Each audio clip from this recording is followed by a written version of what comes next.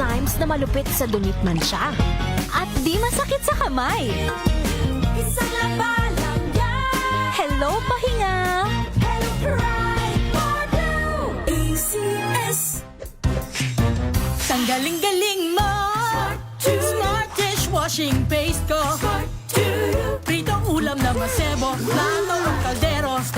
Tanggaling for everyday. Ganyan pag smart ang dishwashing paste. May double tanggaling formula. Tanggal ang sebo, tanggal ang bakterya. Pahit para walang bahid, linis fantastic sa metal at plastic na bago to. Tanggaling-galing mo. Smart dishwashing paste. ACS. Sa lahat ng bagay, simula pa lang, siguraduhing max protection na. Kasi pag kulang ang proteksyon, baka madaling masira. Sa ngipin, dapat may max protection din. Max sa alaga ng unique toothpaste. With Max Protect Formula, help stop cavities before they start, while keeping breath fresh. Try unique maximum fluoride protection. Para max sa alaga, max protektado. ACS. May nagbago. May arte. May budget. Akala nyo lang yon. So solid. White rose papaya, wow, white rose. White rose papaya, wow, white rose. White rose papaya. May glow up with white rose papaya. White Rose Papaya. May puti power times 2 kasi may papaya at niacinamide. May shea butter and tea tree oil pa. Kutis sulit ang glow May up. glow up with white rose papaya. White Rose Papaya. Kutis sulit ang glow up. ACS. Oh, so good. Komeo, so tanghon. So bagay sa bawat celebration. So easy, so dummy. Komeo, so tanghon. Komea Sotanghon. So good! Sotanghon! Galalala Falcon. Galalala Falcon. Ang bango ng sampayan. Tara na magsayawan. Calefabcon. Amoy nakaka-joyful.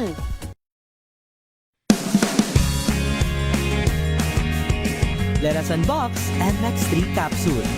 Each box has 60 vegetable capsules that tested and proven to help reduce pain discomfort. 2 capsules daily with healthy diet and exercise. MX3. Tunay, natural, at original. Mahalagang paalala, ang MX3 capsule ay hindi gamot at hindi dapat gamiting panggamot sa anumang uri ng sakit. Galalala Falcon. Galalala Falcon. Ang bango ng sampayan. Tara na magsayawan. Calefabcon. Amoy nakaka-joyful.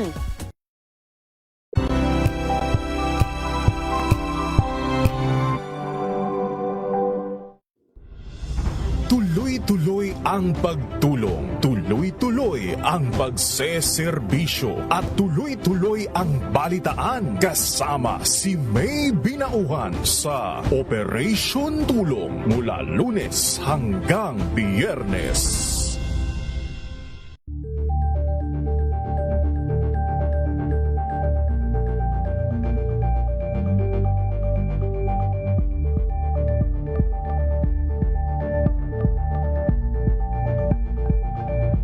Curious ka ba sa maraming bagay? Kami na ang bahala dyan. Aalamin, tutuklasin at bibigyang linaw namin ang mga katanungang bumabagabag sa inyong isipan. Sa programa kung saan ang bawat sagot ay galing lamang sa mga eksperto. Ang Expert's Opinion, tuwing linggo alas 3 ng hapon, dito lang sa DZRH TV. Pilipinas, magandang hapon ang ating oras, 10 minuto makalipas ang alas 5 ng hapon. Dahil ang pamamahayag kailangan laging patas, ang pagtalakay ng bawat issue dapat laging parehas. Narito na ang balitaan at talakayang hihimay sa punot dulo ng mga issue. Bawat panig ilalahad sa publiko.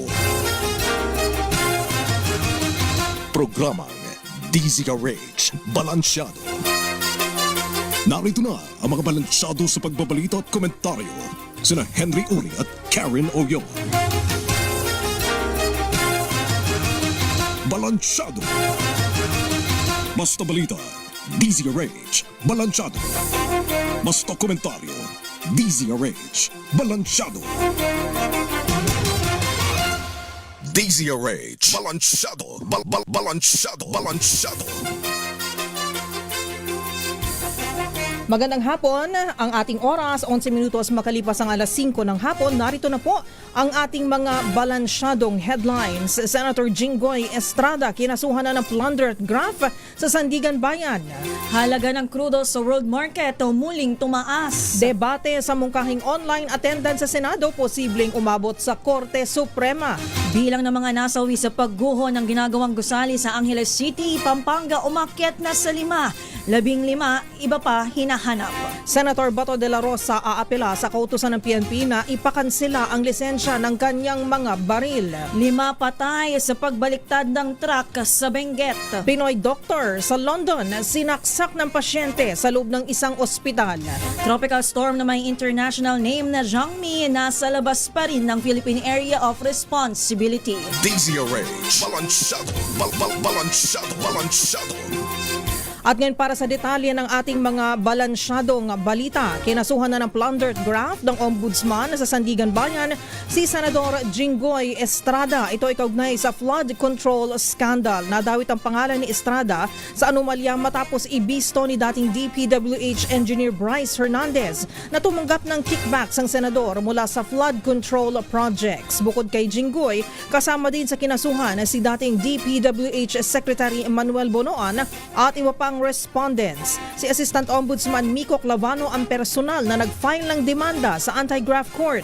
Sa Estrada ay minsan ng kinasuhan ng pandarambong dahil sa pork barrel scam noong panahon ni yumaong dating Pangulong Noynoy Aquino. Samantalang umakyat na naman ang halaga ng krudo sa pandaigdigang pamilihan dahil sa panibagong pagsiklab ng tensyon sa gitnang silangan. Tumaas ng 2% ang presyo ng Brent North Sea crude sa $96.13 bawat bariles, habang ang halaga sa main US contract na West Texas Intermediate ay umangat ng 1.75% sa $90.23 kada bariles. Ang price adjustment ay epekto ng pinakabagong pag-atake ng Amerika sa Iranian na military sites. Dahil sa pangyayari, lumabo ang tsansa na mapagtibay ang kasunduan sa pagitan ng dalawang bansa. Ayon sa impormasyon, 4 na Iranian drones ang pinabagsakan ng US forces bukod pa sa pag-atake sa southern city ng Bandar Abbas.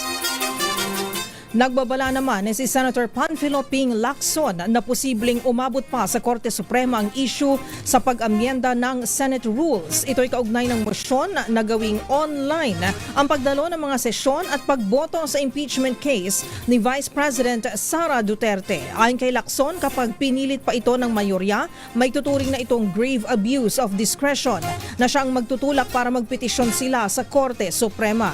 Ganun pa man, aminado ang senador na hindi maaring makialam ang korte dahil may internal o sariling rules ang Senado. Tiniyak ni Lacson na patuloy nilang haharangin ang hirit na teleconferencing. Ang bagay na paniniwala ng minorya ay pabor kay Senator Bato de la Rosa at sa ilang senador na dawit sa flood control scandal. Hindi force majeure kundi unforced error. Ito ang pahayag ni Senator Panfilo Ping Lacson kasunod ng isang post sa social media ni Senator Robin Padilla na nagtanong kung ang digmaan sa gitnang silangan at ang sigalot sa pagitan ng China at Taiwan ay hindi ba maituturing na force majeure. Ayon kay Senator Lacson, ang pagsama sa gulo sa ibang bansa sa ilalim ng force majeure ay upang bigyang katuwiran ang remote na pagdalo at pagboto sa mga pagdinig ng Senado. Una nang sinabi ni Senator Ping na hindi magtatagumpay ang isinusulong na online participation ng mga senador at posibleng remote voting dahil ang virtual ay pinapayagan lang kapag force majeure at national emergency.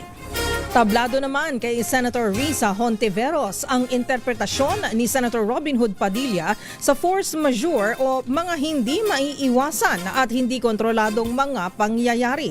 Ito'y matapos tukuyin ni Padilla sa kanyang post sa social media ang mga maituturing na force majeure na nakakaapekto sa sitwasyon sa Pilipinas. Kabilang dito ang giyera sa Iran na nagresulta sa oil crisis, ang China-Taiwan conflict na posibleng madamay ang Pilipinas at ang inaasahang matinding El Nino phenomenon. Ang force majeure ang sinasabing dahilan para maaaring payagan ng mga senador na makadalo sa sesyon na online. Para kay Hontiveros, lahat ng mga tinukoy ni Padilla ay hindi force majeure. Hindi dapat kinukonsente ang lawbreaker o hindi sumusunod sa batas. Ito ang babala ni Senator Francis Kiko Pangilinan na kasunod ng kagustuhan ng mayorya sa Senado na payagan ang online na pagdalo sa sesyon at botohan ng mga senador. Ayon kay Pangilinan, hindi maaaring ikumpara ang kaso noon ni dating Senator at ngayon Congresswoman Laila de Lima na kanilang hiniling na payagang dumalo sa sesyon online habang nakakulong sa kaso ngayon ni Senator Ronald Bato de la Rosa na nagtatago. Nagpaaresto at nagpakulong anya noon si De Lima habang si Bato ay nagtatago at hindi hinaharap ang kanyang kaso. Gayon din ay umiiral noon ang COVID-19 pandemic pero hindi rin ito inaprubahan ni noong Senate President Tito Soto. Sa iba pang mga balita, nakuha ang ikalimang bangkay mula sa gumuhong gusali sa Balibago, Angeles City kaninang umaga. Ito'y matapos matukoy ng rescue dog ang kinaroroonan ng biktima sa ilalim ng gumuhong gusali. Ayon kay Mayor John Lasatin, dinala na ang lalaking biktima sa City Health Office para sa Disaster Victim Identification o DVI procedure. Habang natagpo ang cellphone na pinaniniwala ang pagmamayari ng biktima ay naibigay na rin sa Scene of the Crime Operatives o SOCO para sa investigasyon at documentation. Samantala nagpapatuloy ang search, retrieval at clearing operation sa lugar para sa 15 pang nawawalang biktima. Aapela naman ang kampo ni Senator Ronald Bato de la Rosa sa desisyon ng PNP na kansilahin ang lisensya ng kanyang mga baril. Ayon sa kanyang abogado, hindi naman convicted ang mambabatas kung kaya't hindi makatuwiran na ibaba ang naturang kautusan.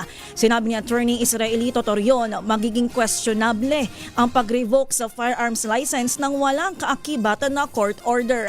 Ang revocation order ay isinilbi kahapon ng mga tauhan ng Police Regional Office 11 at tinanggap ng abogado ni De La Rosa na si Attorney Vicente Adrian Pajaro. Batay sa impormasyon ng National Bureau of Investigation, ang senador na wanted sa ICC dahil sa kasong Crimes Against Humanity ay nag-iingat ng hindi bababa sa 118 lisensyadong baril. Ang ating oras, 18 minutos makalipas ang 5:00 ng hapon. Magbabalik po tayo makalipas ang ilang mga paalala. Kami pong inyong mga kabalansyado. Ako po si Miss O, Miss Karen Oyong. At sa pangalan ni Henry Uri, ako po si Josa Cruzat. Babalik po tayo. Ang oras na yan ay hatid.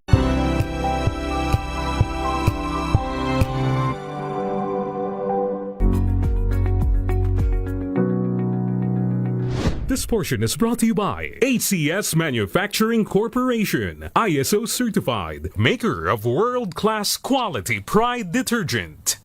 Sa paglipas ng panahon, marami na ang nagbabago sa ating kapaligiran, gawi at nakakasanayan. Isa na nga riyan ay ang paraan ng ating pakikipag-date.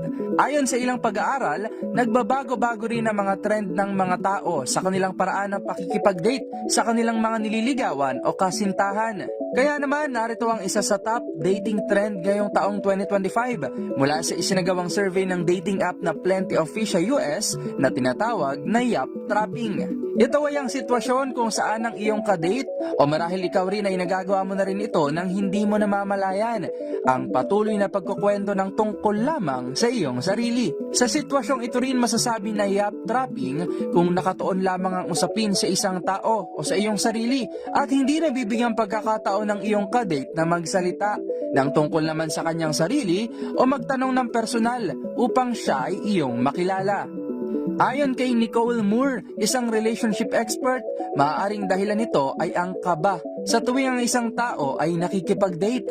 At isang paraan aniya upang mabalanse ang usapan ay sa pamamagitan ng pagiging prangka o direkta sa iyong kausap, sumang-ayon sa kanyang sinasabi at magtanong kung ano naman ang gusto niyang malaman sa iyo. Ayon naman kay Rachel De Alto, isang dating expert, ang trend na ito ay upang matanggap natin ang ating individuality at authenticity. At kung babawasan aniya natin ang pressure sa ating mga sarili, ang pakikipag-date ay mas may enjoy at mas magiging memorable na experience sa atin. This portion is brought to you by HCS Manufacturing Corporation, ISO certified, maker of world-class quality Pride detergent.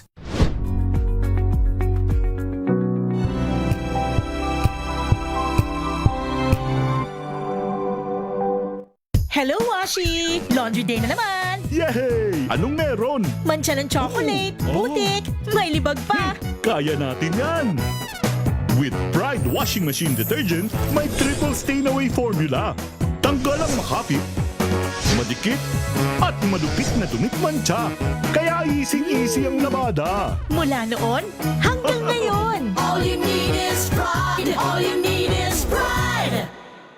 ACS. Oh, so good! Komeo so tanghon! So bagay sa bawat selebrasyon. So easy, so yummy! Komeo so tanghon.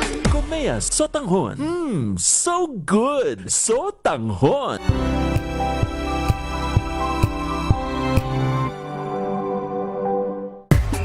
Galalala Falcon. Galalala Falcon. Ang bango ng sampayan. Tara na magsayawan. Calafabcon, amoy nakaka-joyful.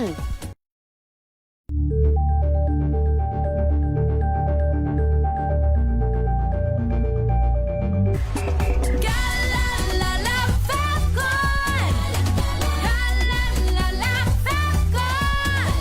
Ang bango ng sampayan. Tara na magsayawan. Calafabcon, amoy nakaka-joyful.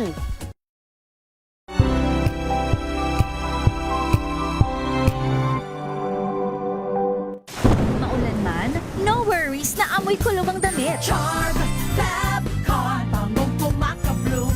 Tanggal amoy kulob.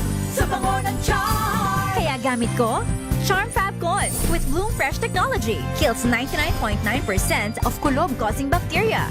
May aroma burst pa of thousands of flowers and berries. Ang sampay sa loob, no amoy kulob. Bangong pumakabloom sa charm. Charm Fabcon.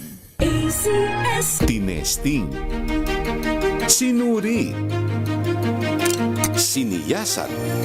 Ang resulta?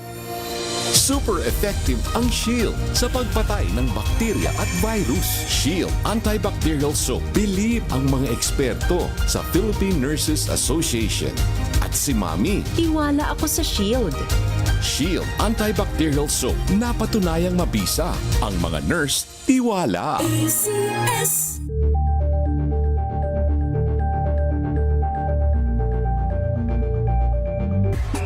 Galalala Falcon. Galalala Falcon. Ang bango ng sampayan. Tara na magsayawan. Calafabcon, amoy nakaka-joyful.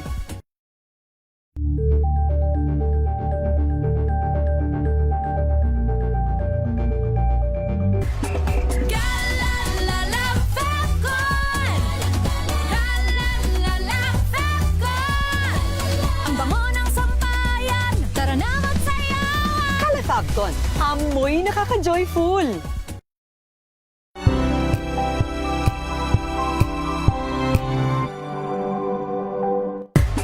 Galalala Falcon. Galalala Falcon. Ang bango ng sampayan. Tara na magsayawan. Calafabcon, amoy nakaka-joyful.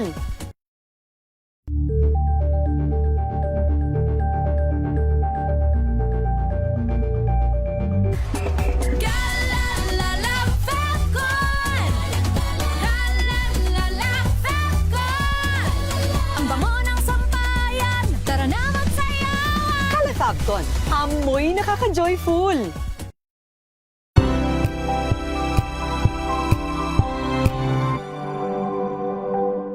Tumunog na ang gandingan para sa kalikasan. Ang nagkamit ng parangal bilang Best News Anchor ay walang iba kundi si Angelo Palmones ng Magandang Umaga Pilipinas, DZRH Radio 666 kHz.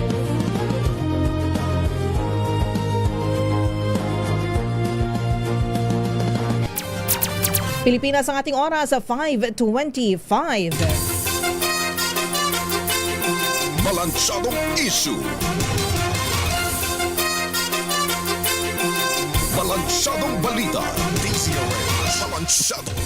Balansyado. At nagbabalik po ang DZRH Balansyado live sa DZRH Radio at DZRH TV. Kami pong inyong lingkod. Ako po si Miss O, Miss Karen Oyong. At ako naman po si Josa Cruzat. Balikan po natin ang ating mga balita. Inirekomenda ang kasuhan ng PNP-CIDG ng obstruction of justice ang 6 na individual kabilang si Senator Robin Padilla dahil sa pagtakas ni Senator Ronald Bato de la Rosa. Ayon kay CIDG Director Police Major General Robert Alexander Morico II, kasama rin dito ang nakilala ng driver ng pickup na nagsilbing backup vehicle nang lumabas si Bato sa bakuran ng Senado. Bukod pa ito sa lady assistant at security aide ng senador na dati umunong nagtrabaho sa Armed Forces of the Philippines at nakunan sa Senate CCTV habang bitbit ang isang bulletproof vest. Una nang sinabi ni Morico na hindi lang basta pagpapasakay ang ginawa ni Padilla dahil isa umano itong planado at highly coordinated na hakbang. Pakinggan at panuurin po natin si CIDG Director Police Major General Robert Alexander Morico. A backup vehicle was waiting outside of the Senate premises. It is a pickup. We have identified yung mga the owner and the driver of the supposed vehicle. By indispensable cooperation, it will not happen without it. At yan po ang tinig ni CIDG Director Police Major General Robert Alexander Morico II. Tinawag na related o magkaugnay ng Philippine National Police ang nangyaring gun-related incident sa Senado at ang pagtakas ni Senator Bato de la Rosa mula sa protective custody ng mataas na kapulungan ng Kongreso. Ginawa ni CIDG Director Police Major General Robert Alexander Morico II ang paglalarawan na matapos igiit na plinano ang paglabas ni Senator Bato sa Senado noong May 14, ilang oras matapos ang nangyaring putukan. Bagamat tumanggi muna ang general na magbigay ng pinal na konklusyon sa koneksyon ng dalawang insidente, ipinaubaya na ng CIDG sa DOJ ang pagsusuri sa mga ebidensya ng pamamaril habang nakatutok naman sila sa pagtunton sa senador. Pakinggan muli natin ang general. So we treat different yung cases kasi based on facts, we treat it as different. We investigated the scenic shooting, then separate rin po yung pag-escape. To make conclusions is, we have already turned over the case sa Department of Justice. Samantala, kinumpirma rin ng CIDG na may nakitang mga bulletproof vest sa sariling security team ni Senator Robin Hood Padilla noong mangyari ang insidente. Nang tanungin naman kung si Padilla ang mastermind, sinabi ng CIDG chief na mayroon itong indispensable cooperation sa pagtakas ni De La Rosa. Samantala, 5 ang patay habang mahigit 20 pasahero ang sugatan sa nadisgrasyang dump truck sa kabayan sa Benguet. Kabilang sa mga nasawi ang isang 3 taong gulang na bata, 11 anyos na binatilyo, isang 49-year-old na lalaki at 2 pang babae na pasahero. Batay sa paunang ulat, 39 na pasahero ang sakay ng truck na papunta sana sa kasal at graduation sa Nueva Vizcaya. 10 sa mga pasahero ang nagtamo ng multiple head injuries, habang 12 nagtamo ng minor injuries na ginagamot na sa Kabayan RHU. Patuloy ang investigasyon ng mga otoridad sa naturang aksidente. Isang Pinoy doctor sa London ang nasugatan matapos saksakin ng pasyente sa loob ng isang ospital. Kinilala ang biktima na si Dr. Paul Bisnar. Ayon na sa impormasyon, naka-duty si Bisnar sa emergency physician in charge sa Hillingdon Hospital's Accident and Emergency Department nang mangyari ang insidente. Batay sa inisyal na report, isang pasyente ang biglang bumunot ng patalim at pinagsasaksak ang Pinoy doctor. Agad namang nakaresponde ang mga pulis at ang mabilis na naaresto ang 27 years old na suspect. 7 saksak ang inabot ni Dr. Bisnar na isinugod sa pinakamalapit na pagamutan. Nasa transition phase na ang Pilipinas patungo sa panahon ng tag-ulan. Ayon sa PAGASA, dumadalas na ang mga nararanasang ulan at thunderstorm sa bansa. Sa ngayon patuloy na nagdadala ng pag-ulan sa malaking bahagi ng Luzon at Visayas ang localized thunderstorms. Nakakaapekto naman sa Mindanao, Western Visayas at Palawan ang bagyo sa labas ng Philippine Area of Responsibility. Inaasahang papasok ang tropical storm Jangmi sa loob ng Philippine Area of Responsibility mamayang gabi o bukas ng umaga, kung saan tatawagin itong Bagyong Domeng. Bagamat hindi ito tatama sa kalupaan ng bansa, inaasahang papalakasin ng buntot ng bagyo ang hanging habagat na siyang magpapaunlas sa bansa. Aabot sa $3.4 billion o mahigit 210 billion pesos na halaga ng pangakong pamumuhunan sa Pilipinas ang nakuha ni Pangulong Bongbong Marcos mula sa mga kumpanya sa Japan. Ayon sa PCO, sinaksihan ng Pangulo ang pirmahan ng kasunduan sa pagitan ng Ayala at Mitsubishi Corporation, MUFG Bank at KDDI Corporation para sa digital investments, financial technology at artificial intelligence. Kapag naisakatuparan ang kasunduan, inaasahang makakalika ito ng libu-libong trabaho para sa mga Pilipino at magpapatatag ng Philippine market, local supply chains, magpapaunlad ng tourism infrastructure at magpapabilis ng technology transfer sa mahalagang sektor. Ang high-level business roundtable sa mga kilalang negosyante ay bahagi ng 4 na araw na state visit ni Pangulong Marcos sa Japan na naglalayong magpalakas sa economic cooperation sa pagitan ng dalawang bansa. Samantala, tayo po ay magbabalik makalipas ang ilang mga paalala. Marami pa po tayong mga balita at syempre ilang pa pong mga isyong ating pag-uusapan. Mga maiinit na issue dito lamang sa DZRH Balansyado. Kami pong inyong kabalansyado. Ako po si Miss O, Miss Karen Oyong. At ako naman po si Jos Cruzat. Ang ating oras sa 5:32.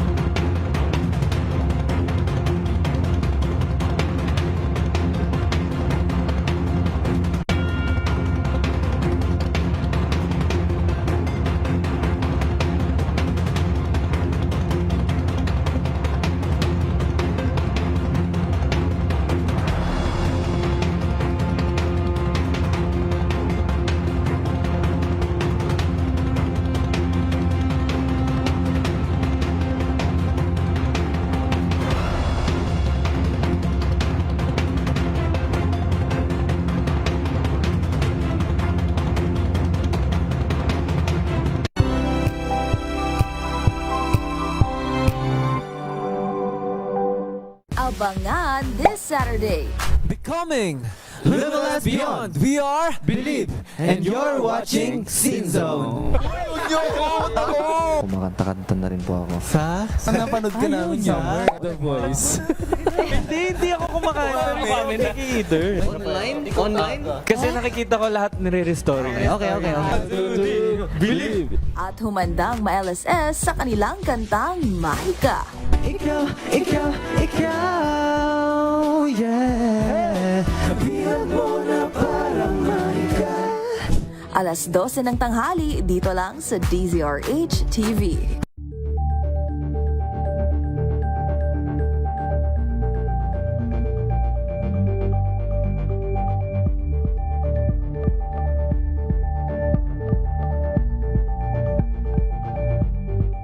Maagang balitaan, maagang usapan sa mga issue at balita. Kasama si Kuya Angelo Palmones sa Magandang Umaga Pilipinas. Mula Lunes hanggang Biyernes.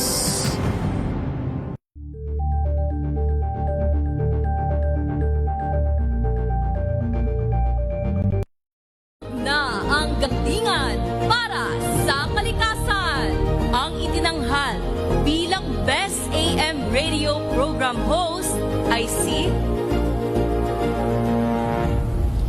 Cesar Chavez para sa special on Saturday ng DZRH.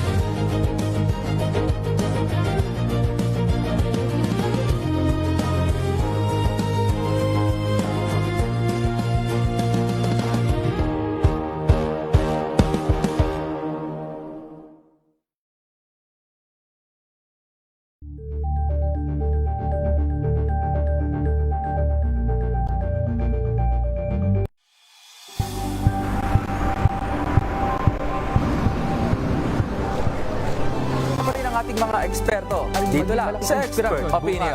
Ito ang The Better News. TNVS. Trending and isang kwento, iba't ibang anggulo.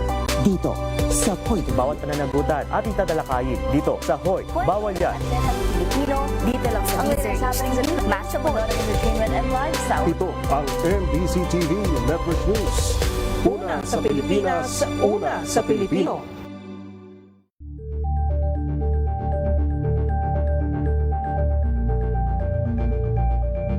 We've got you covered. From the hottest hits, exclusive interviews, kilig to the bones fan meet experience, and hataw performances of your favorite stars. Saturdays, 12 noon, dito lang sa DZRH TV.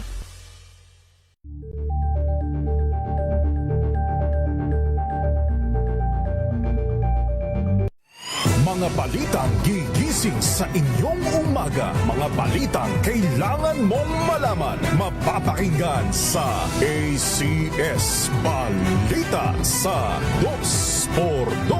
Kasama sina Anthony Taberna at Jerry Baha. Lunes hanggang Biyernes.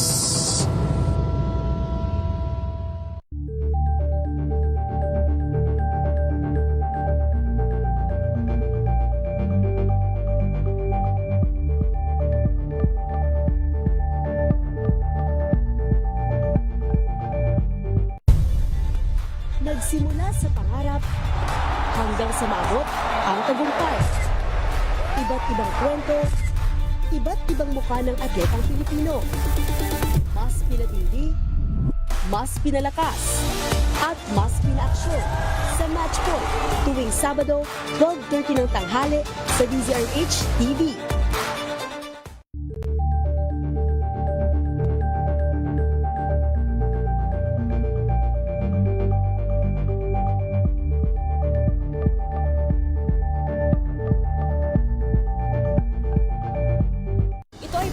Naitalang 17 individual na ang kanilang naaresto.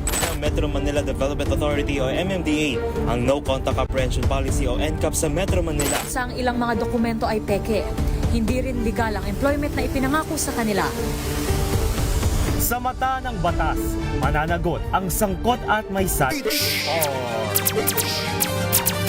Pilipinas ang ating oras, 5:39. DZRH, balansyadong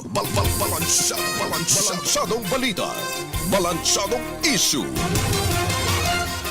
Nagbabalik po ang ating programa DZRH Balansyado Live sa DZRH Radio at DZRH News at Television.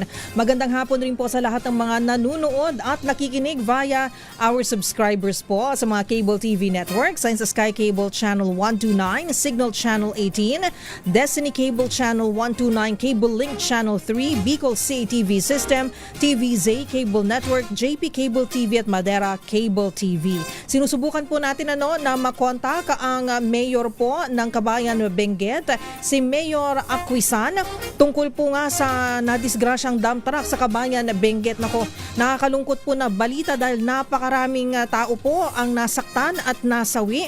So may update na nga po tayo kasi 5 po ang patay. Ito po ang updated at confirmed na bilang. habang mahigit 20 pasahero ang sugatan sa nadisgrasya pong dump truck sa Kabayan, Benguet. So kabilang po sa mga nasawi, isang 3 taong gulang na bata, 11-year-old na binatilyo, isang 49-year-old na lalaki at 2 pang adult male na pasahero. Ayan po. So batay sa paunang ulat, 39 na passengers ang sakay ng truck na papunta sa isang kasal at graduation sa Nueva Ecija. Kung ganito po kasi sa mga probinsya, para marami ang maisakay. Ito po't gagamit sila ng dump truck, pero hindi nga po siguro ligtas ito. Hindi naman po natin kasi alam ko ano po yung mga detalye, pero ang mahalaga pong mga impormasyon ay at ang nakakalungkot, meron nga pong nasawi dito sa aksidenteng ito. So sa mga kababayan po natin na bumabiyahe po, saan man po kayo naroroon, konting ingat po, ano man po ang inyong minamanehong sasakyan, kotse man po yan, truck man po yan, bus, sa tricycle, jeepney, ingat po tayo at wag po tayong magpabaya habang tayo po ay nagmamaneho, dahil lalo na kung meron po tayong mga pasahero, ang kanilang buhay ay nakasalalay po sa ating mga kamay. Alright, and mamaya-maya rin po, kumustahin natin ang ating mga kababayan na maaari pong matamaan ng bagyo. Although kahapon sa ating paikipanayam sa Pag-asa, hindi naman daw po magla-landfall itong darating na bagyo. Darating po sa Philippine Air Responsibility, papasok po sa PAR mamayang gabi o bukas daw po ng umaga ayon sa Pag-asa.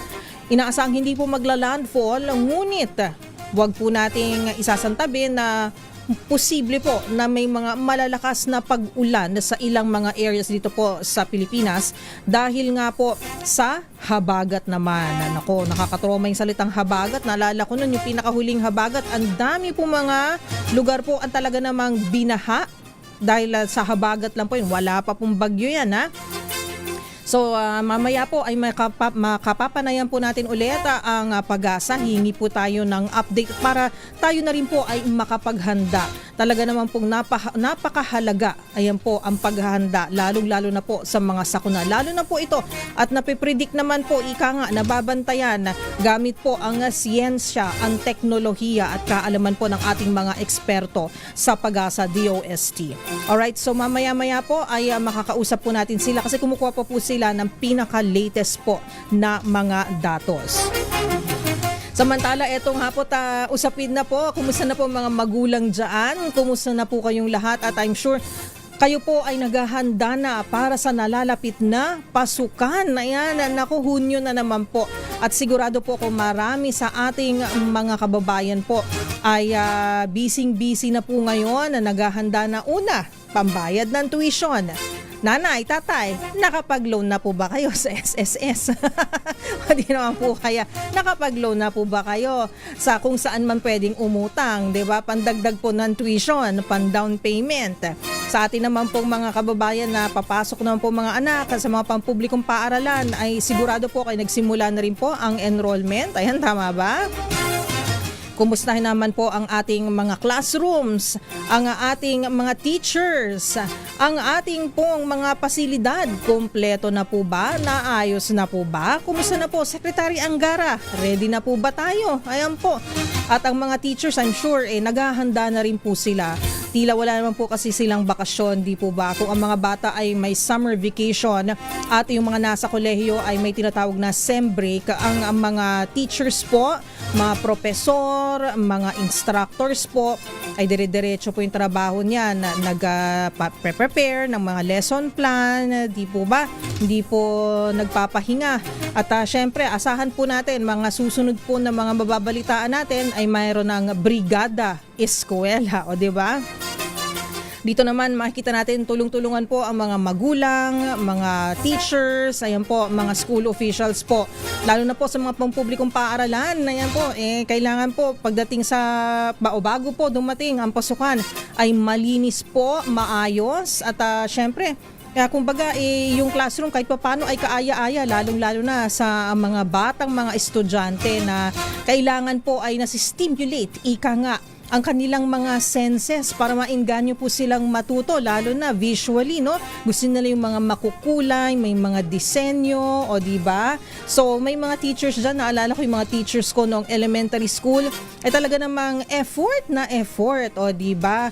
Mismong sweldo nga nila yata ang ginagamit para bibili ng colored paper, ayan po, bibili po sila ng mga kung ano-ano po na pandisenyo sa classroom para, kasi pakiramdam ko lang naman, ngayon ko naiisip, pero noong syempre nung estudyante ako hindi pa, no, na kahit pa paano ay nagre-reflect po yung classroom o yung homeroom sa teacher na advisor, kumbaga, nung homeroom na yon o yung classroom na yon. So, may mga teachers na talagang gusto nila ay maayos, maganda, well-decorated, colorful. Paminsan ay ito ay nagre-reflect sa kanilang personalidad, kung si teacher po ba ay medyo kikay, mahilig sa mga color pink o baby blue, yung mga ganon. May mga ibang teachers naman na hindi naman po ganon, gusto nila simple lang, di ba? Basta maayos, malinis ang kanilang classroom. So mamaya rin po, susubukan po nating makausap ang ilan sa ating mga kababayan na mga guro, kung ready na po ba sila at ano po ba ang kanilang mga hinaing. Ayan po. At siguro congratulations na lang din sa mga eskwelahan na makakatanggap ng napakagandang mga upuan at mga tables. Gawa po sa mga pinutol na kahoy dyan sa Quirino. Diba? Oh, Quirino dito sa may bandang Maynila. Ayan. So, napakasosyal naman ng mga tables at chairs na yan. Made of Nara. O diba, napakatibay niyan. Forever yan, hindi yan masisira agad. So, pinutol nyo na nga lang din po. Sige, pakinabangan na nga lang din po natin. Pero sana ay mapunta po sa mga deserving naman po at mapunta sa mga paaralan na nangangailangan po, kulang-kulang po sa mga chairs, tables, mga shelf, mga ganun po, ano. Total, pinutol nyo rin naman na po. O di, sige, wala naman po tayong magagawa dyan. Di na po natin maibabalik yan at mabubuhay ulit yan, di ba? Ang alam ko po kasi, hindi naman po ako ano ba tawag doon? Hindi naman po ako biologist, ano, o eksperto sa mga puno. Pero ang alam ko po kasi, pag in-earth ball, dapat buhay pa eh. So, para saan, i-earth balling nyo? Kukunin nyo po kasi yun yung parte ng lupa na may ugat pa po, buhay na ugat ng puno. Ayan. So, kailangan po ay kasama po yon. Ayun.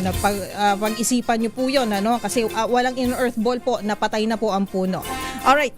Speaking of mga estudyante at papalapit na pasukan, kumustahin naman po natin ang mga guro kung ready na rin po ba sila. So nasa linya na po natin si Sir Benjo Basas ng Teachers Dignity Coalition. Ayan, pinaglalaban ng dignidad ng mga guro. Sir Benjo, magandang hapon po. Welcome po sa ating programa ulit. Si Karen po ito. Yes. Yes, Ma'am Karen, maganda. Go ahead, sir. Lahat po. Yun. Sir Benjo, ayusin lang po natin siguro ng konti yung signal ninyo. Mic test nga po tayo ulit. Tingnan natin. Hello, Sir Benjo. So, tatawagan namin kayo ulit, Sir Benjo, ha? Pakihintay lang po ang aming tawag. So, hihintayin natin ang... kumustahin naman natin? Senator Pia lang. Kumusta po kayo, Sir Benjo? Alam ko naman si Sir Benjo, kahit di natin kamustahin lagi, hindi naman matampuhin yan si Sir Benjo at ang TDC, ayan. Pero alam ko, nagtatampo sila kapag hindi po nabibigyan halaga ang efforts po ng mga teachers, hindi po sila nasisweldohan ng tama, at syempre hindi po sila nabibigyan ng kaukulang pansin pagdating po sa kanilang kalagayan. Ayan. Okay, ready na po ba si Sir Benjo ulit? Sir Benjo? Walang signal si Sir Benjo. Ayan. At mukhang pag-uusapan din pala namin yung trimester. Ayan, Sir Benjo, welcome back. Hello, sir. Hello po. Naku, medyo mahirap ang signal. Sir Benjo. Putol-putol. O, putol-putol kayo, Sir Benjo. Teka lang. Ayusin natin. Ayan, Sir, try natin. Sige, Sir. Mag-commercial break po muna tayo at ayusin natin ang inyong signal para malinaw po tayong makapag-usap at I'm sure mahalaga po ang inyong mga ibabahagi impormasyon sa atin ngayong hapon. Ang ating oras sa 5:49.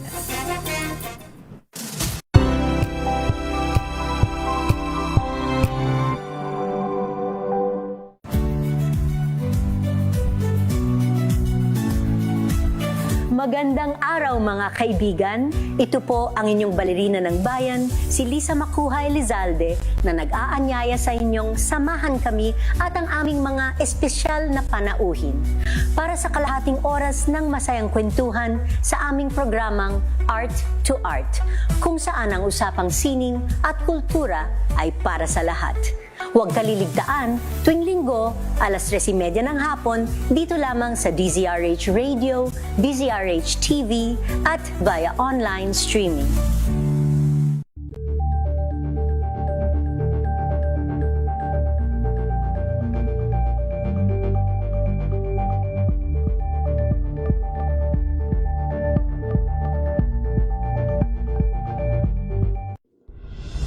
Tuloy-tuloy ang pagtulong, tuloy-tuloy ang pagseserbisyo, at tuloy-tuloy ang balitaan kasama si May Binauhan sa Operation Tulong mula Lunes hanggang Biyernes.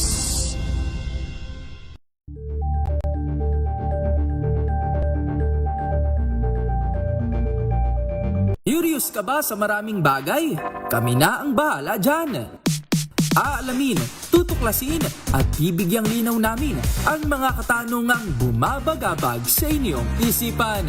Sa programa kung saan ang bawat sagot ay galing lamang sa mga eksperto.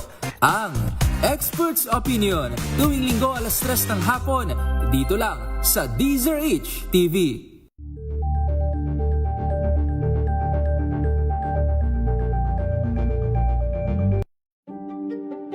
Buklatin ang mga pahina. Pakinggan ang boses ng lipunan. Tunghayan ang mga issue mula sa ibang katayuan. Nakakalungkot kasi deserve ba namin ng ganito? Na hindi nila alam kung ano talaga yung kanilang mga karapatan.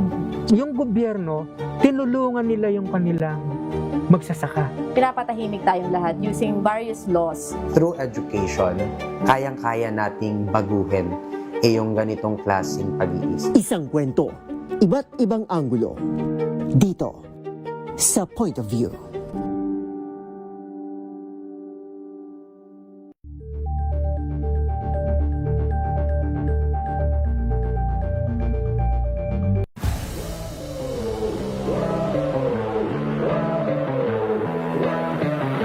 The reason why we wanted to host, one is, of course, we want everybody to know yung potential ng Filipino. There has to be a clear program in developing sport as a whole in the country. Everybody wants to be an Olympian. Okay. But for you to be an Olympian, number one, you have to be best locally. Oras, 7 minuto po bago mag-alas 6 ng gabi. DZRH, balansyado. At kausapin na po natin si Sir Benjo Basas ng Teachers Dignity Coalition. Sir Benjo, welcome back. Yes, Ma'am Karen, magandang hapon po. I hope okay na yung signal natin. Oo nga, ang daming challenges, ano? Sumabay pa yung signal. Opo, Thank you, Sir Benjo. Kasi dito ngayon sa QC. Kaya oh my. Sige po. Thank you, Sir Benjo. Malinaw na po, naririnig na po namin kayo ng mabuti. Siguro, Sir, hingiin lang po namin ang paghahanda po ng ating mga guro para po sa darating na school year. At trimester na po tayo, tama po ba? Ano ba yung mga adjustments na aasahan po natin? Wala, una po, linawin ko lang na hindi natin tinatawag na trimester po ito, no? Pagpusang tawag po sa atin dito sa DepEd ay 3 grading period system.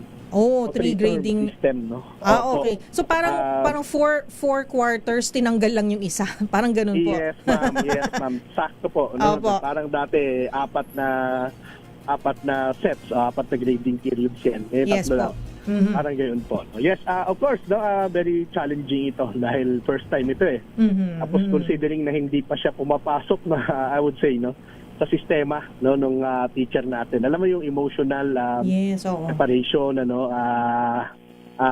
especially no ay medyo andun pa, marami pa siyang tanong, no? Hindi pa confident na enough yung ating teachers, no? So yan po yung aming pagtingin yan po yung aming assessment po dyan, of course, no? Or perhaps the DepEd would disagree, no? Pero yun po yung tingin namin ho dito kasi ang binigay lang naman po sa amin ay isang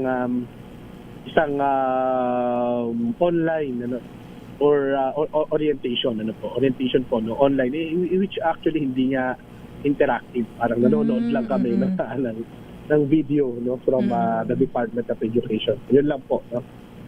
Challenging no kasi hanggang ngayon wala pa naman tayong mga hawak na mga materials po no.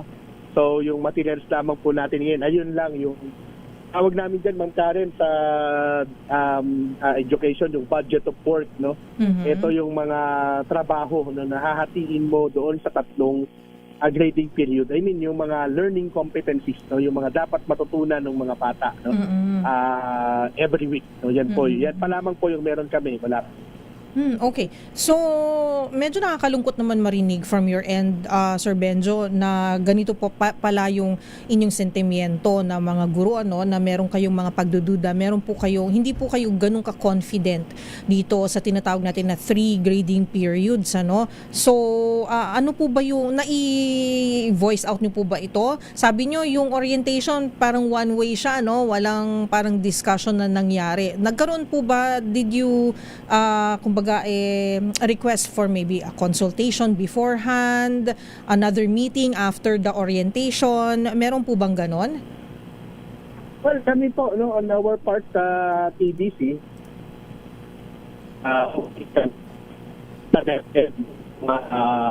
consultation, no, hinggil po dito sapagkat nakikita lang namin, nagulat lang kami, no, na lumabas na sa mga pahayagan, ano, na kami ay na magkakaroon na tayo ng trimester pa nga yung una, no, kaya pinarify ko ngayon, ano, dahil hindi na trimester ang tawag natin, ano po.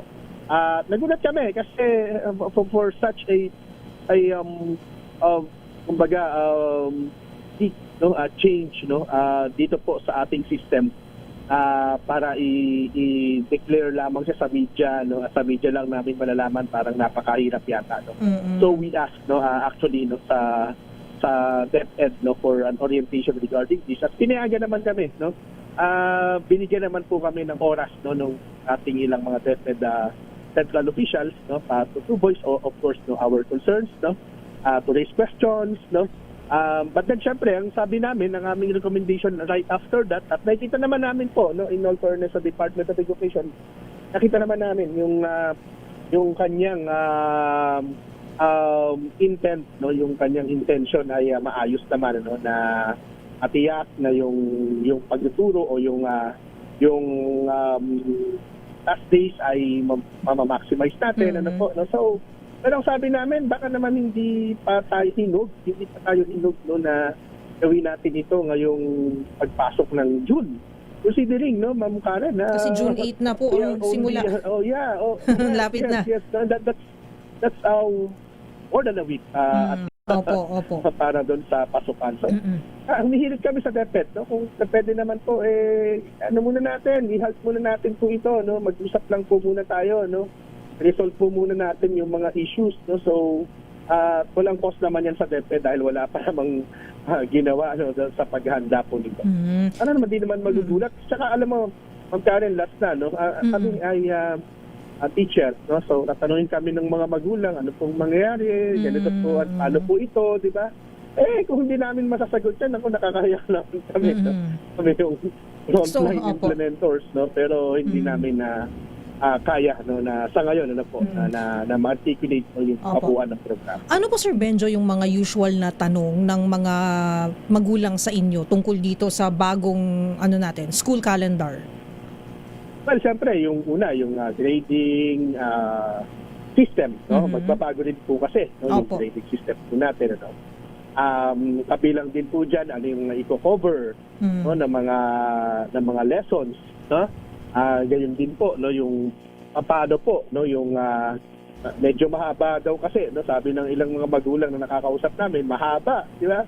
Pero po, yung isang term natin ngayon, di ba, ay unlike before, no, na 2.5 months, no?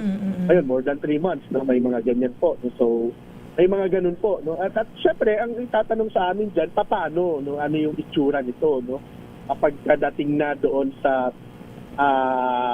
actual, no, na pasukan, na hindi pa namin po, hindi pa rin naman na, yun din yung mga tinatanong din namin, the same questions, no, that we ask the Department of Education, no, our DepEd management, no, are questions, of course, that the parents, no, are asking from us, no, hindi namin masasagot, no, sa kasalukuyan. Okay.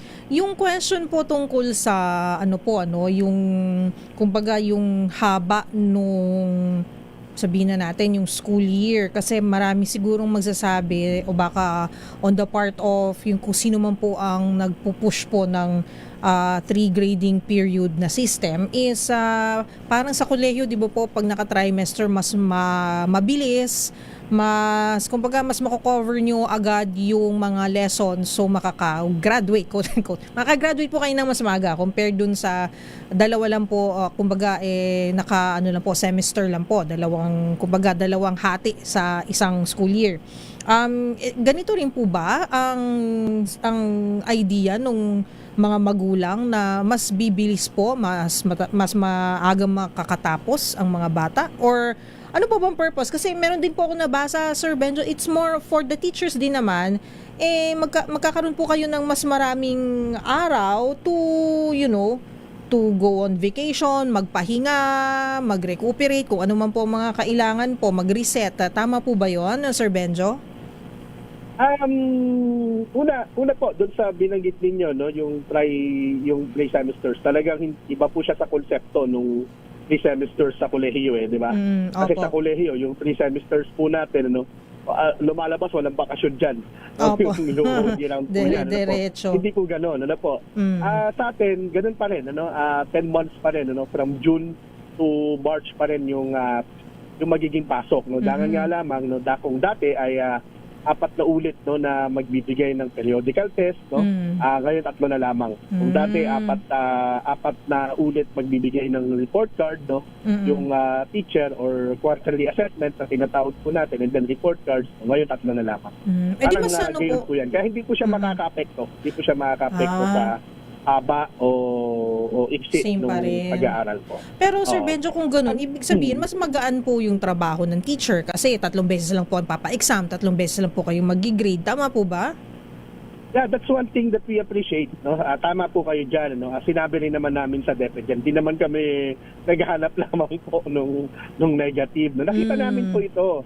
Diba kasi kung dati 4 na ulit kang magpe-prepare ng grade, everything, ngayon, 3 na lamang, at 3 ulit na lamang, kami, i-require na gumawa ng grades, diba?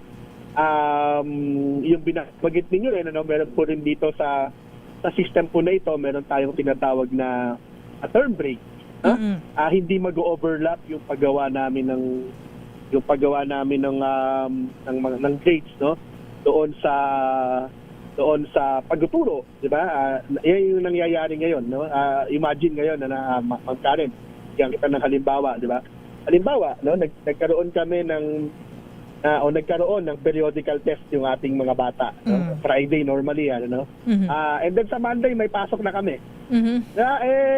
Ibig sabihin, yung periodical test po na yan yung huling component, ng aming grade na ibibigay sa mga bata. Ibig sabihin, pag pumasok na yung score niya sa periodical test, gagawa na kami ng grade niyan. Hindi naman madali gumawa ng grade, So ibig sabihin, yung weekend namin, gagawin. Yan yung tatapusin namin. Yan, dahil pagpasok namin ng kinalunisan, kinalunisan, meron na kaming turo kaagad, di ba? So, and normally din, at alam naman ito ng lahat, nako-consume, doon sa kasi hindi naman pwedeng mag-grade ka lang, i-check mo pa yan, baka may mali ka, baka patawagin mo uli yung mga bata, di ba? Ako, ganun ang ginagawa ko, bago ko i-finalize yung grade, tinatawag ko uli isa-isa yung mga bata, di ba? Baka ito ay consistent na honor, bakit bumagsak sa akin o bakit na nagkaroon ng napakalaking pagbaba ng grade, baka ako nagkamali. So may mga ganun po no, na ginagawa po yung ating mga teacher, and that's one thing rin no, na ina-appreciate namin no. Pero ayun nga no, sabi nga po natin ano, yung mga ganitong bagay, di ba,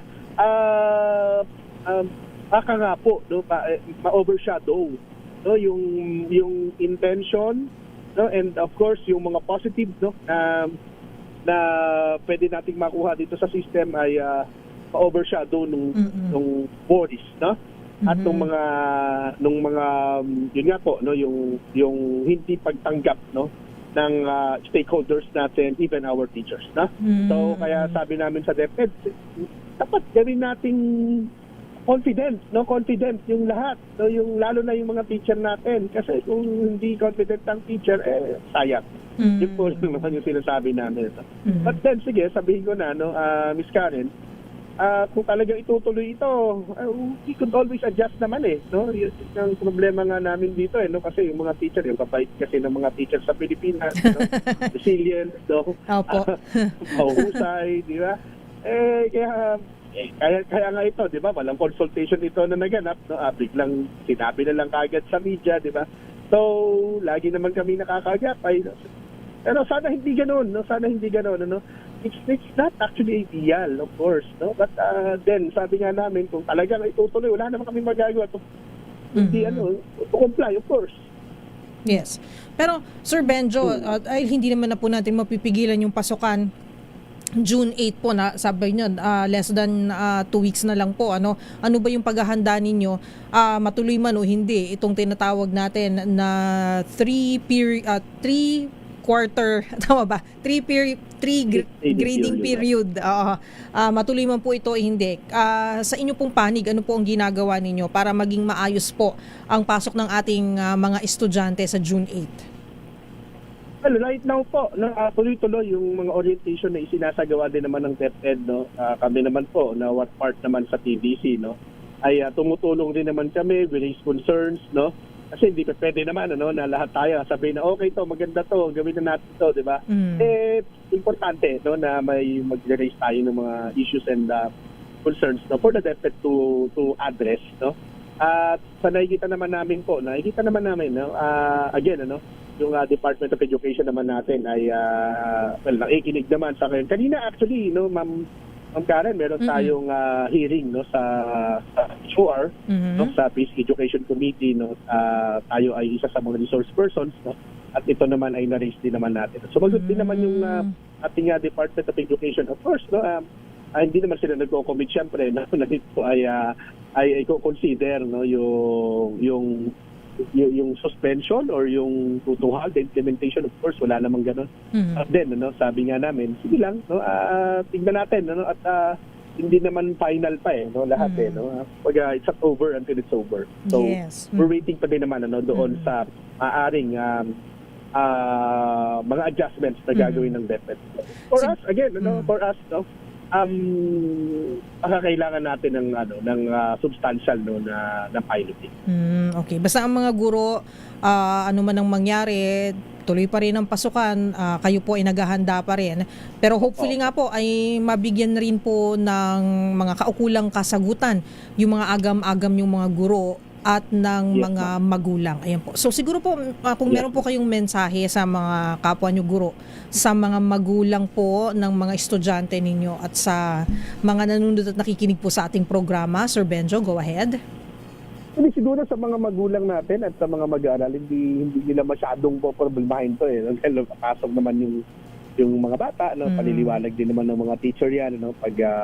Pagpasok ng mga bata, no, mas doon pa nga no, sa ating mga kapatid no, na guro no, na alam naman namin po na naghihintay din. And ginagawa naman po natin lahat no, sa panig po namin sa TDC no, sa organization. Of course, ginagawa naman namin yung lahat no, to engage the Department of Education. At ang paniwala namin lahat naman ay maaaring makuha no, doon sa maayos na mga pag-uusap at bukas na mga talakayan. At yan po, i-subscribe to that principle po always. As I have mentioned, ang DepEd naman po ngayon ay nakikinig naman at yun naman po yung aming chine-cherish po. Okay. Bait-bait talaga ni Sir Benjo. Thank you, Sir Benjo. Maraming salamat po at pasensya na po kung kayo ay naabala namin ngayon, biglaan po, pero salamat po kasi biglang, pasukan na nga pala sa June. Kailangan makausap natin ang ating mga guro kung kumusta na sila. Thank you, Sir Benjo. At mukhang ang malakas na ulan sa Quezon City ay umabot na rin dito sa Pasay. Naririnig ko na po yung yung ulan sa kidlat. Ingat po kayo, Sir Benjo. Yes ma'am, maraming salamat po sa opportunity. Thank you po. You're welcome po, Sir Benjo. Salamat din po sa inyong oras. At yan po ang Teachers Dignity Coalition sa pangunguna po ni Sir Benjo Basas. Tayo po ay magbabalik makalipas ang ilang mga paalala. Dito po ay tama, no? Naririnig ko kulog tsaka umuulan na ba? Hindi pa naman. Umuulan na, nako. Ingat-ingat po sa ating mga kababayan na dito sa area ng CCP Complex at of course sa buong Metro Manila. Ayan, ingat po dahil maulan na. Ang ating oras 10 minuto makalipas ang 6:00 ng gabi. This time check is brought to you.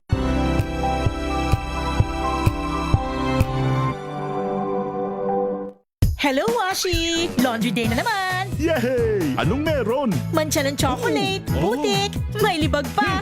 Kaya natin yan! With Pride Washing Machine Detergent, may triple stain-away formula.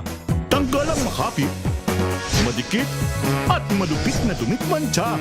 Kaya easy-easy ang labada. Mula noon hanggang ngayon! All you need is pride. All you need is pride. ACS. Wow, ang saya.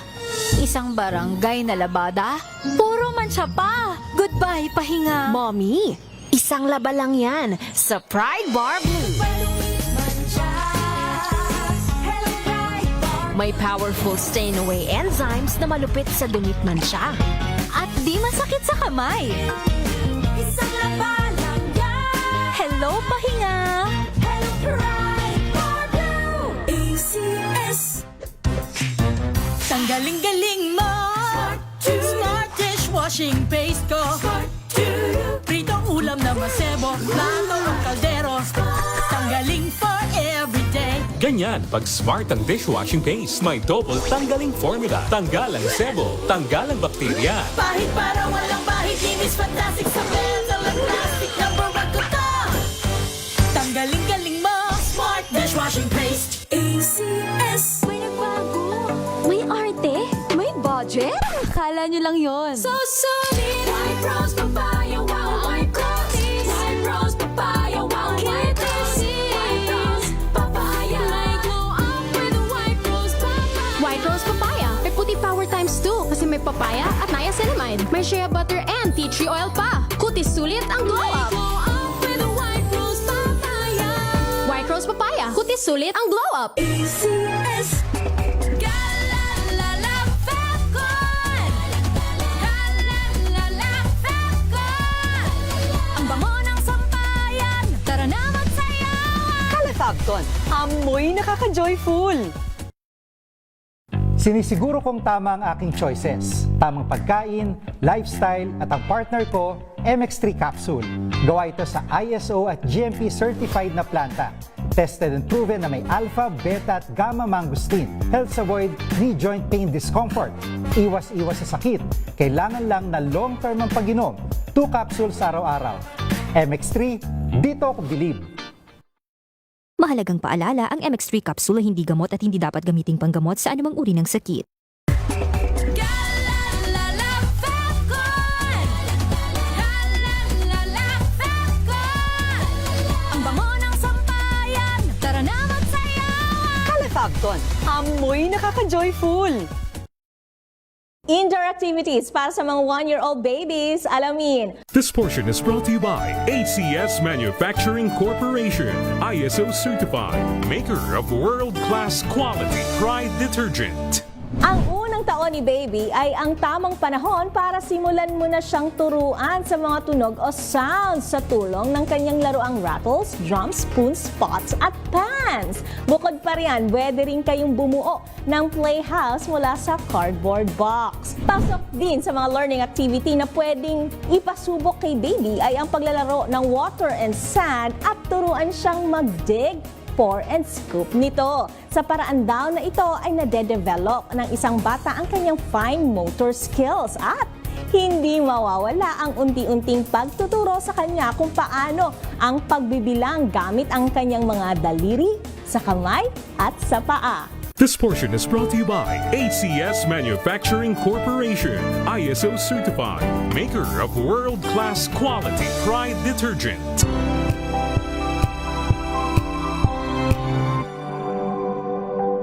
Tambalang Anthony Taberna at Jerry Baha ang gigising sa inyong umaga dahil lalatay ang humahagupit na diskusyon at komentaryo Lunes hanggang Biyernes sa 2x2.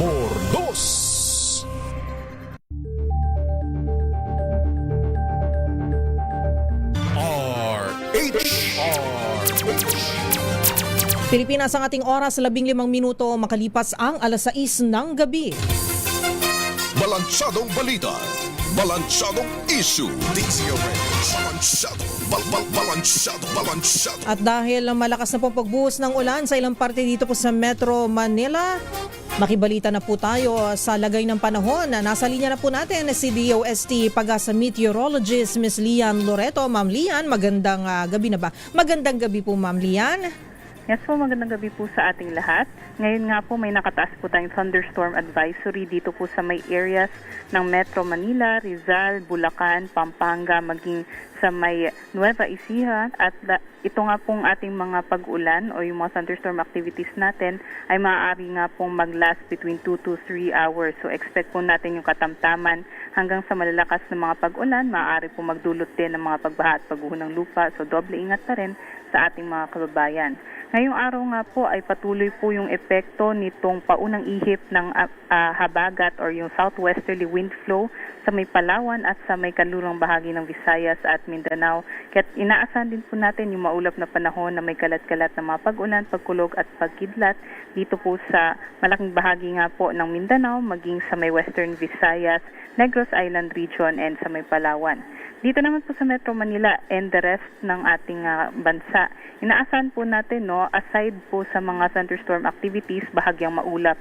Hanggang sa maulap lamang po yung ating papawirin hanggang bukas.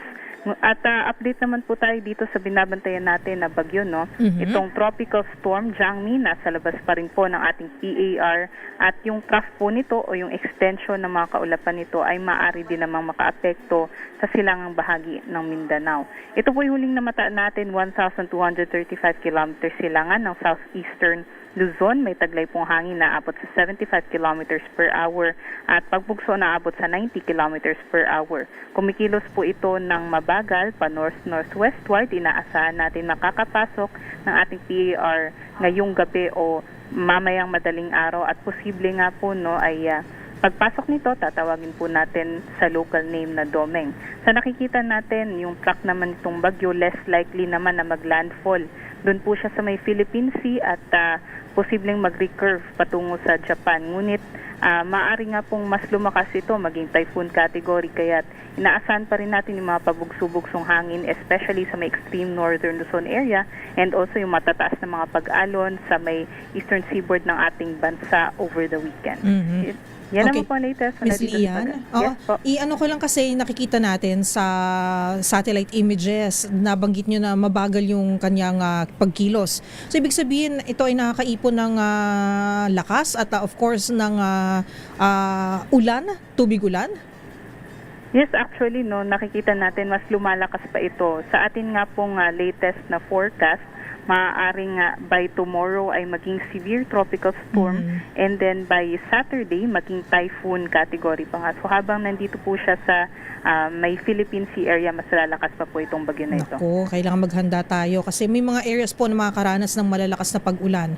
Tama ba, Ms. Lian? Yes po, actually yung sa nakikita natin ngayon, yung mga pag-ulan natin, maglalas po ito hanggang Tuesday next week. So ang nakikita natin, palalakasin po nitong bagyo yung ihip or yung paunang ihip po ng habagat. So magkakaroon tayo ng southwesterly wind flow na yun po yung magdudulot ng mga pag-ulan sa malaking bahagi ng ating bansa. At Miss Lian, siguro confirm ko lang, kailan ba dineclare ng DOST Pag-asa na rainy season? Kumbaga, ito yung wet season. Is that the correct term, Kasi dry season and wet season lang naman po tayo dito sa Pilipinas. Tama ba, Miss Lian? Yes po, may wet season and dry season po tayo. Sa ngayon, hindi pa naman natin dinideklara yung ating rainy season. Kumbaga, sa nakikita natin, posible yung habagat natin, ideklara natin by next week o sa susunod na mga araw dahil hindi pa po nasa-satisfy yung criteria natin. At sa ngayon, paunang ihip pa lamang po ng habagat yung nakikita natin. Okay. Maraming salamat po, Miss Lian, sa impormasyon na yan. At ingat po kayo dyan sa ating mga kaibigan sa DOST Pag-asa. Thank you, ma'am. At yan po si Miss Lian Loreto, DOST Pag-asa. Yan, maulan, papasok ng Philippine Air Responsibility ang bagyong may international name na Jangmi. And then pag pumasok na po ay siya na po ay si Doming. Ingat-ingat lang po dahil ngayon pa lang nga po dito sa Metro Manila ay nakakaranas na po tayo ng malakas na pag-ulan. Pero sabi ni Teresita Atienza 2685, sa Santa Rosa wala pa rin ulan. Malungkot sila. Gusto nila umulan doon. Kainit naman po kasi ng panahon, di ba? At sana yung ulan wag yung lagatik lang. Sana pag bumuhos po para talaga namang medyo makakalamig po sa pakiramdam. Hindi po yung konting ambon lang dahil mas mahirap yon. Sisingaw po talaga ang init galing sa kalupaan. At baka may iba pong lumabas na ayaw natin. Alright, ang ating oras 6:20. Reports na po tayo. Pagpapalawak ng mga negosyo, operasyon sa Pilipinas tinalakay sa pulong ni Pangulong Bongbong Marcos sa malalaking kumpanya sa Japan. RH14 Let Narciso, ibalita mo yan, Miss Let. Nakaharap ni Pangulong Ferdinand Marcos Jr. ang mga executive ng malalaking kumpanya sa Japan ngayong araw. Kasama ang Furukawa Electric Company Limited, tinalakay ang plano ng kumpanya na palawakin ang proyekto sa Pilipinas para sa heat sink modules at thermal management products na sumusuporta sa global electronics at digital infrastructure applications. Ang panukalang expansion ay akma sa layunin ng bansa na maging competitive hub para sa advanced electronics, semiconductor-related manufacturing at digital infrastructure supply chains. Sumentro ang pulong sa mga oportunidad para sa malalim na kooperasyon sa technology transfer, workforce development, supplier development at advanced manufacturing capabilities sa pagitan ng Pilipinas at Japan. Sa pulong naman sa Sumitomo Electric Industries Limited, pinag-usapan ang expansion project sa Laguna para sa manufacturing ng flexible printed circuits at surface mount technology assembly products. Inaasahang magpapalakas ito sa papel ng Pilipinas sa global electronics at advanced industrial supply chains sa gitna ng tumataas na demanda para sa electric vehicles, AI-related electronics at advanced telecommunications equipment. Ito si Let Narciso para sa DZRH. Una sa Pilipinas, una sa Pilipino. Maraming salamat, Let Narciso. DZRH. Balansyado. Panawagan para payagan si Senator Bato de la Rosa na makadalo sa sesyon online. Iginigiit ni Senator Robin Padilla. Kulit mo rin, Senator. RH28 Raymond Datpaas. Ibalita mo yan, Raymond. Tuloy ang kampanya ni Senador Robin Padilla para sa iginigit nilang payagan si Senador Ronald Bato de la Rosa na makadalo sa sesyon online. Sa kanyang Facebook post, muling iginit ni Padilla na hindi kagustuhan ni Senator Bato na hindi siya makapagtrabaho. Ayaw lang nitong lumabas dahil tiyak na kapag siya ay naaresto ay agad isasakay sa eroplano at dadalhin sa ibang bansa para doon ikulong. Katwiran ni Padilla, number 3 nung nakarang eleksyon si Senator Bato at dihamak na mas mataas ang nakuhang boto kaysa sa ibang senador. Wala din umanong final conviction si Senator Bato dahil ang kanyang warrant of arrest ay mula sa International Criminal Court o ICC na hindi dapat kinikilala gaya ng ginagawa ng Pangulo ng Amerika. Giit ni Padilla, gamitin ang teknolohiya para siya ay makapagtrabaho. Tutulang minorya sa Senado sa mungkaing payagan ng teleconferencing ng mga senador dahil pabor lang ito kay Senator Bato at sa mga senador na posibleng makukulong dahil sa anomalya sa flood control. Ito si RH28 Raymond Datpaas para sa DZRH, una sa Pilipinas, una sa Pilipinas. Maraming salamat, naputol. RH28, Raymond Dadpas, na wala siya ng hininga. Thank you, Sir Raymond. DZRH, balansyado. Reklamo naman ng PNP laban kay Senator Robin Padilla, wala pa sa DOJ. Hopefully, hinihintay na nila. RH19, Nolas kay Balita Mayantina. Wala pang natatanggap ang Department of Justice na formal na reklamo mula sa PNP-CIDG hinggil sa plano nitong paghahain ng kasong obstruction of justice laban kay Senator Robin Padilla. Ito ang sinabi ni Justice Spokesperson Attorney Polo Martinez kaugnay ng umano'y pagtulong ni Padilla kay Senator Ronald Bato de la Rosa para makaalis sa Senate building noong madaling araw ng May 14. Una nang sinabi ni CIDG Director Major General Robert Alexander Morico na sa kanilang isinagawang investigasyon at pagsusuri sa mga CCTV footage, hindi lamang isang simpleng hitch ride o nakisabay lang sa sasakyan si De La Rosa, kundi isang highly coordinated, pre-planned logistical maneuver na binuo upang iwasan ang mga otoridad kasunod ng kautusan ng Department of Justice na ipatupad ang arrest warrant ng International Criminal Court laban kay De La Rosa kaugnay ng war on drugs. Ito si RH19 na nulas para sa DZRH, una sa Pilipinas, una sa Pilipino. Maraming salamat, Tina Nolasco. DZRH, balansyado. Samantala, regular on-site work schedule sa Kamara balik na simula June 1. RH12 Milky Rigonan, ibalita mo yan, Manang Milky. Simula June 1, balik na ang regular on-site work schedule sa Kamara. Base ito sa memorandum na inilabas ni House Secretary General Cheloy Garafil. Sa memo, mula Lunes hanggang Huwebes o 10 oras kada araw na muli ang on-site na trabaho ng mga opisyal at empleyado ng Kamara umpisa sa Lunes. Matatandaan nagpatupad ang Kamara ng adjustment sa araw ng trabaho o hybrid work setup. Ito ay bilang pagtitipid sa kuryente at petrolyo sa gitna ng oil price crisis. Pagsunod din ito sa utos ng Malacanang na sumunod ang mga ahensya ng gobyerno sa mga energy conservation protocols sa harap ng nararanasang mataas na presyo ng produktong petrolyo. Ako si Milky Reguna, nagulat para sa DZRH, una sa Pilipinas, una sa Pilipino. Maraming salamat, Manang Milky Rigunan. DZRH, balansyado. 6:26 na po ng gabi, 6.4 million pesos na abandonadong parcel na naglalaman ng illegal na droga mula France at Canada. Nasabat sa Pasay City.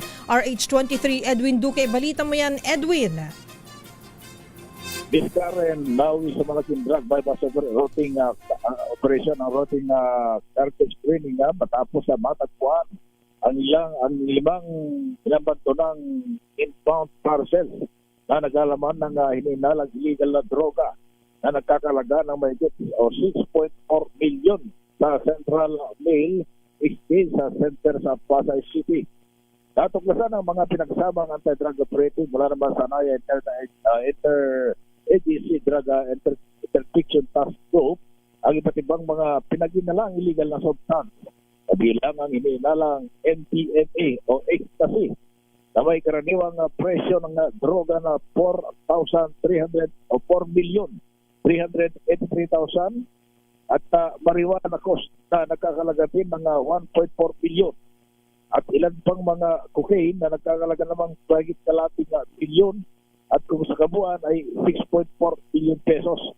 Ipinakita ng mga record ng mga naharang na parsela ay nag-consent sa 3 individual sa Pampanga na may 2 parsela na naka-altris naman sa isang consent at isang parsela naman isa sa Zambales at isa naman sa Cagayan de Oro City na may mga tayuang shipper na natunton sa Canada at France.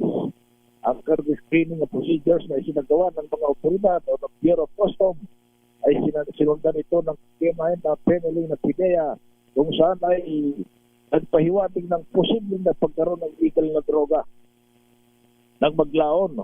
At na-recover sa operasyon ang humigit kumulang 789 gramo ng black stone like substance at 606 colored tablet, parehong ninala ng MDMA o ecstasy na may 946 gramo na hinalang marijuana cost.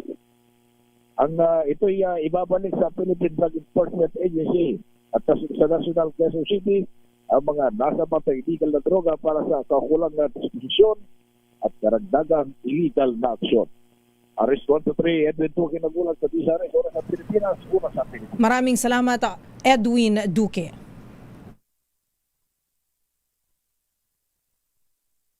Okay, kring-kring panalo po muna tayo.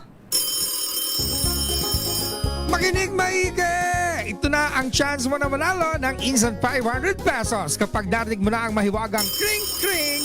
Tingnan mo na ang iyong cellphone, baka ikaw na ang susunod naming winner sa kring-kring panalo malakas sa telepono. Paano sumali? Bisitahin ang Facebook page ng DZRH, fill up pa ng Google Sheet na nakapin sa DZRH FB page at hintayin ang aming tawag sa telepono. Kring-kring na!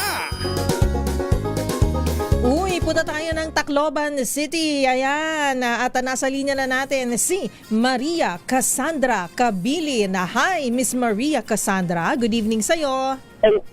Hello po, ma'am. Good evening. Wow. Ma'am Maria Cassandra, ano po ba ang gusto nyong itawag ko sa inyo? Ano po bang inyong palayaw? Cassie po, Cassie. Ay, social. Cassie. Ayan, hi Miss Cassie. Ayan, ilang taon na po si Miss Cassie? 32 po. 32, tama ba? O 22? Yes po. Charot. Ayan. 32. 32, ayan. Batang-bata pa. At kayo po ba ay married na? O single pa? Married and partner po. Oh, may partner. Sana all. Di ba? Happy naman sa love life. Yes po. Ayun, oo. Gusto ko lang malaman. Chismosa po kasi ako. Ayan. Anyway, Miss Cassie, eto na. Chika lang yon. Gusto ko lang na maging komportable ka kasi baka kinakabahan ka. Ayun. Kasi gusto ko manalo ka ng 500 pesos. Actually, gusto ko na nga ibigay sa'yo eh. Pero kailangan ko lang kasing itanong tong napakahirap na tanong. Ready ka na ba, Miss Cassie? Yes po, ready na po. Ready na. Miss Cassie ng Tacloban City, ano ang himpilan ng radyo na inyong pinapakinggan, ang kauna-unan sa Pilipinas at numero 1 sa mga taga Tacloban City, Miss Cassie? DZRH! Ayun, yan po ang tunogan ng masaya sa Love Life, si Miss Cassie. Congratulations, Miss Cassie. Nanalo ka ng 500 pesos in GCash. Congrats po. Maraming salamat po. You're welcome po. Maraming salamat po. Ayan, si Miss Cassie ng Tacloban City sa Leyte. Ayan, Maria Cassandra Cabilin. Kayo rin po, pwede po kayong manalo. Posible po, manalo ng 500 pesos in GCash. Basta makinig lang po sa ating himpilan kung paano po kayo pwedeng sumali sa ating Kring-Kring Panalo promo dito po sa DZRH. At sa ngalan po ng lahat ng bumubuo ng ating programa DZRH Balansyado at sa aking partner na si Ka Henry Uri, ako po si Miss O, Miss Karen Oyo. Magkarinigan po tayo ulit bukas. Maraming thank you at mabuhay po kayo. Ang ating oras 6:32. Susunod na po ang DZRH Usapang Legal. Let me check kung nagpadala po si Attorney Rina ng kanyang topic. O meron nga.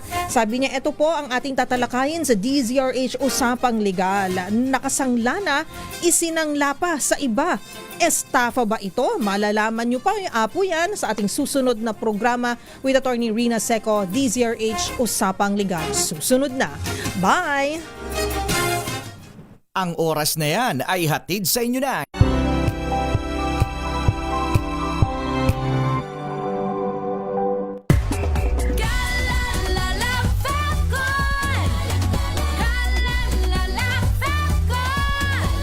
Ang bango ng sampayan, tara na magsayawan. Calefacton, amoy nakaka-joyful.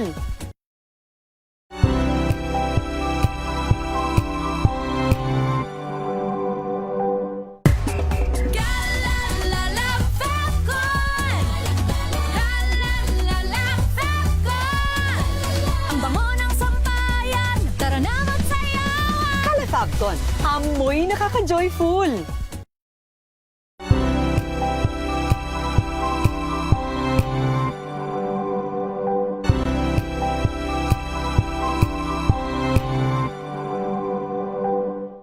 Maagang balitaan, maagang usapan sa mga issue at balita. Kasama si Kuya Angelo Palmones sa Magandang Umaga Pilipinas. Mula Lunes hanggang Biyernes.